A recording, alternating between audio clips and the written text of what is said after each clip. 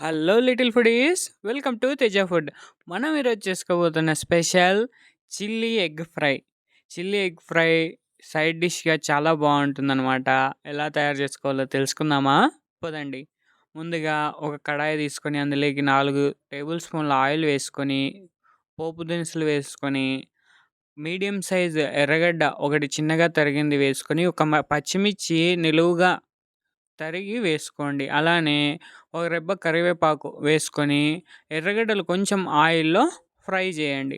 Fry చేసిన తర్వాత పచ్చిమిర్చి పేస్ట్ ఓ పావు కప్పు వరకు వేసుకోండి. పచ్చిమిర్చి పేస్ట్‌లోకి తగినంత ఉప్పు వేసుకొని గ్రైండ్ చేసుకొని వేసుకోండి. ఇలా పచ్చిమిర్చి పేస్ట్ అంతా కొంచెం ఆయిల్‌లో కొంచెం ఫ్రై అయిన తర్వాత చిటికెడు పసుపు ఇందులోకి వేసుకోండి. వేసుకొని కలుపుకోండి. కొంచెం పచ్చివాసన పోయేంత వరకు పసుపు వేయించుకోండి. వేయించుకున్న తర్వాత 3 బాయిల్డ్ ఎగ్స్ తీసుకొని ఇలా మధ్యలోకి ఇలా 4 ముక్కలు కట్ చేసుకోండి. కట్ చేసుకొని వేసుకొని కలుపుకోండి.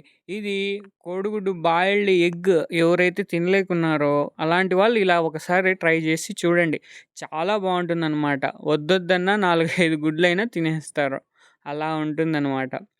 ఇలా ఇది సైడ్ డిష్‌గా చాలా బాగుంటుంది. ఇలా ఒకసారి మీరు కూడా ట్రై చేయండి.